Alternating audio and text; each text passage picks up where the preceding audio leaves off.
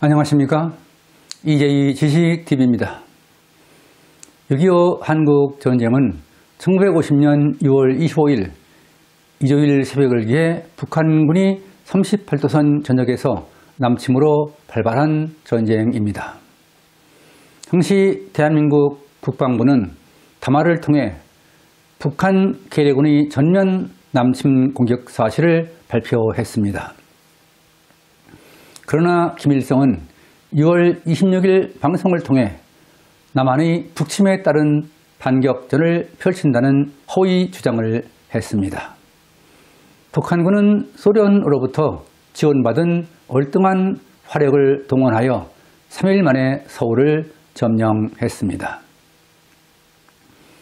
북한군은 불과 2개월여 만에 낙동강 일대까지 밀고 내려왔습니다.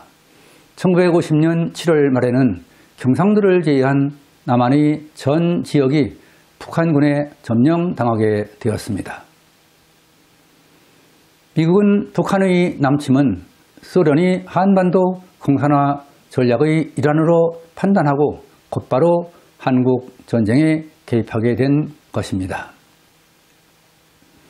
미국은 6월 26일 소련이 불참한 가운데 국제연합 안전보장이사회를 소집해 북한을 침략자로 규정하고 한국의 군사 원조 권고 결의안을 통과시켰습니다.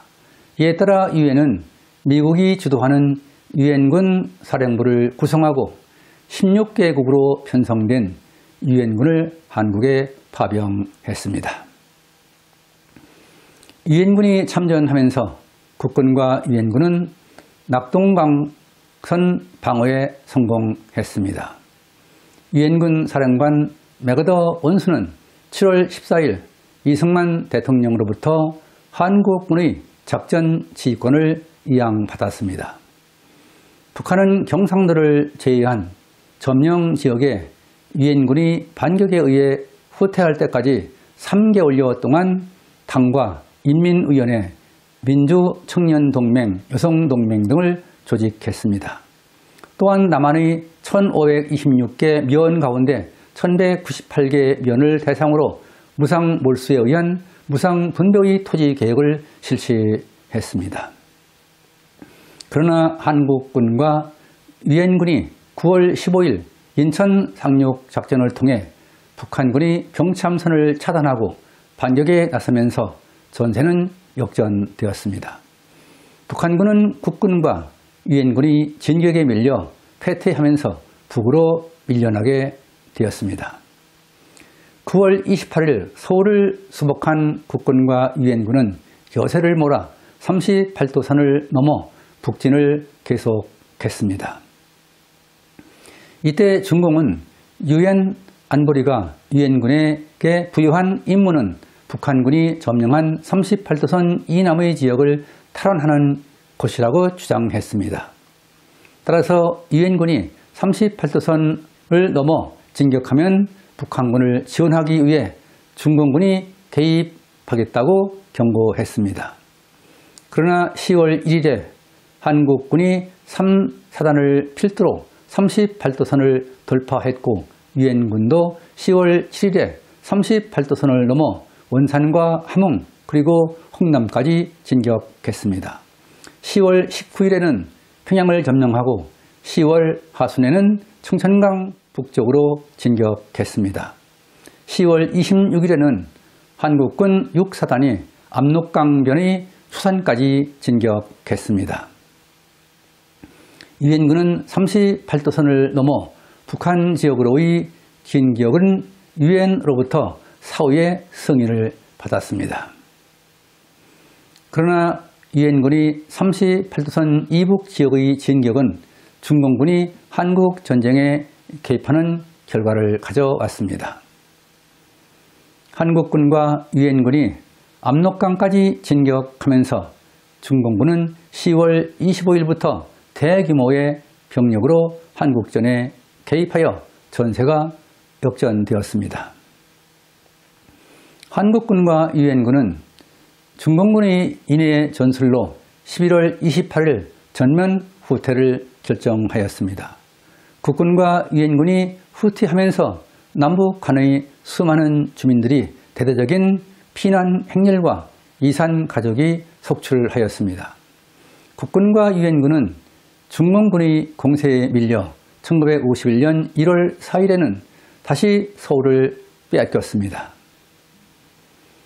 그러나 유엔군은 공중 공격으로 서울 남쪽 약 50km 지점의 평택과 제천, 원주를 연결하는 방어선을 구축하는 데 성공했습니다.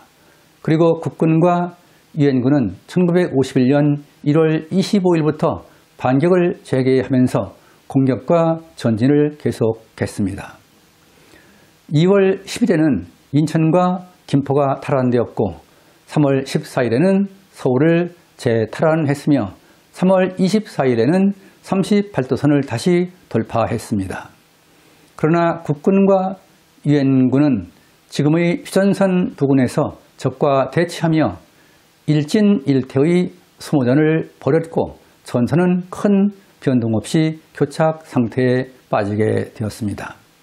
이러한 상황에서 당시 유엔군 사령관 더글러스 맥어더 원수는 중국 본토의 원자폭탄 사용을 주장했으나 1951년 4월에 해임되었습니다. 따라서 1951년 4월 11일에는 리즈웨이 장군이 맥어더의 후임으로 유엔군 사령관 자리를 맡게 되었습니다. 한편 미국은 38도선을 중심으로 전쟁이 교착 상태에 빠지자 협상을 통해 전쟁을 끝내기로 결정했습니다. 소련은 휴전 협상에 대한 미국의 비공식 제의를 받아들이고 유엔을 통해 휴전을 제의해 왔습니다. 미국은 소련의 제의를 수용함으로써 한국 전쟁은 휴전 협상 교섭을 진행하는 단계로 접어들었습니다. 그러나 이승만 대통령은 휴전 협상을 반대하고 북진 통일을 주장했습니다. 그렇지만 1951년 6월부터는 유엔군과 중공군 그리고 북한군 사이에 휴전 협상이 시작되었습니다. 휴전 협상의 주요 의제는 군사 분계선 설정과 중립국 감시기구의 구성 그리고 포로 교환 문제 등이었습니다. 그러나 휴전회담 중에도 전투는 계속되었고 휴전협상은 포로 교환 문제에서 나랑이 거듭되었습니다. 유엔군이 제출한 북한군과 중공군의 포로는 13만 2천여 명이었고 북한과 중공이 제출한 한국군과 유엔군의 포로는 1만 1,500여 명이었습니다. 유엔군은 포로 개개인의 자유의사에 따라 송환을 원하는 포로만 교환할 것을 제안했습니다. 그러나 북한과 중공은 모든 포로를 본국으로 소환시켜야 한다고 주장했습니다. 북한군과 중공군의 포로 가운데 유엔군이 파악한 송환 희망자는 8만 3천여 명이었습니다. 그러나 북한군과 중공군은 이를 믿을 수 없다고 주장하면서 휴전 협상은 한동안 중단되었습니다. 이러한 상황 속에서 유엔군 사령관 리즈웨이 장군은 미국 대통령에 입후보하기 위해 사임하는 아이젠하워 장군의 후임으로 나토 사령관으로 전보되었습니다. 그리고 클라크 장군이 유엔군 사령관에 임명되었습니다. 한편 미국에서는 1952년 11월 대통령 선거에서 아이젠하워가 다시 당선되면서 정권이 교체되었습니다. 그리고 1953년 3월 5일에는 소련이 스탈린이 사망하는 등 국제 정세가 변화했습니다. 휴전 협상은 상병 포로 교환 협정이 이루어지면서 1953년 4월 26일에 다시 재개되었습니다. 휴전 협정은 이승만 대통령이 일방적으로 반공포로 2만 5천여 명을 석방하면서 다시 의기를 맞게 되었습니다. 미국은 휴전협정에 반대하던 이승만 대통령에게 한미 상호 방위 조약의 체결과 군비 증강 등을 약속하고 마침내 1953년 7월 11일 동의를 얻어냈습니다. 이로써 판문점에서 현재의 군사 분계선을 경계로 각각 2km씩의 비무장지대를 설정하고 휴전협정이 체결되었습니다. 휴전협정은 1953년 7월 27일 협정에 서명함으로써 3년 1개월간 계속된 전투 행위는 중지되고 한국전쟁은 휴전이 성립되었습니다. 1953년 10월 1일 체결된 한미 상호 방위 조약은 한국 영토의 어느 지점에나 미군이 주둔하는 것을 허용하는 전토 기지 조항이 포함되어 있었습니다.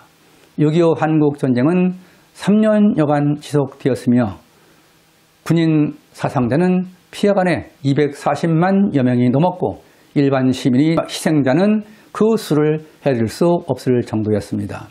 6.25 한국전쟁은 한반도 전체가 초토화되었으며 38도선은 휴전선으로 바뀌게 되었습니다. 남북한은 휴전협정이 체결되면서 체제와 이데올로기가 강화되는 결과를 가져왔습니다. 그리고 권력의 집중화와 독재 정권이 탄생했으며 한반도의 분단 상황은 고착화되어 가고 있습니다. 따라서 남북한은 항구적인 평화가 아닌 휴전 상태가 2024년 현재 71년째에 이르고 있습니다. 지금까지 전쟁사 편으로 6.25 한국전쟁과 휴전협정 체결 과정에 대하여 살펴보았습니다. 여러분은 한국전쟁이 발발하면서 휴전협정이 체결되기까지의 과정을 이해하는 계기가 되었길 바랍니다. 동족 상잔의 비극을 겪은 한국전쟁과 휴전협정에 대한 과정을 독자 여러분과 공유하면서 EJ 지식TV를 마치겠습니다. 감사합니다.